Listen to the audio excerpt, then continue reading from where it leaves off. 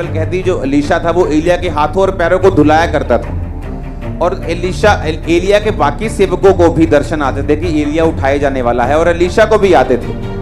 लेकिन एलीशा जो था वो एलिया की सोच से पूरी तरह से वाकिफ था, पसंद नापसंद से वाकिफ था, और इसलिए उसने कहा कि जब तू जाए तो मुझे दुगना मसा तेरा चाहिए, और परमेश्वर ने उसे दिया।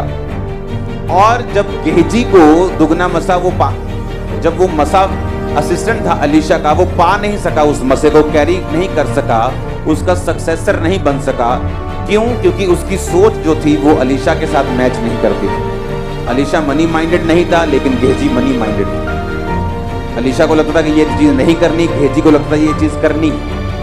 तो गेहजी जो था वो बहुत चालाक, बहुत ही, बाइबल कहती है जब एलीशा ने उस औरत को, जिसके बेटे को उसने जिंदा किया था, जब उसको बोला कि यहाँ अकाल पड़ेगा, भाग जा इस देश से, उसको मालूम था कि एलीशा जो है वो बड़ा रियल प्रॉफिट है, ये फेक नहीं है, अगर इसने बोला है तो पूरा होगा। तो वो भाग गई उस देश से। वापस आई जब, तो गेहजी जो था वो राजा से बात कर रहा था। आप किसी भी देश के प्रधानमंत्री से बात नहीं कर सकते जब तक आपको अकल ना हो। तो गेहजी को अकल तो पूरी थी, इस तरह से हाई लेवल तक लोगों तक पहुंचना है, तो उसको समझ तो थी, लेकिन सिर्फ शारीरिक समझ काम नहीं करती अगर आत्मिक तरीके के साथ आप एलीशा की तरह समझदार नहीं है।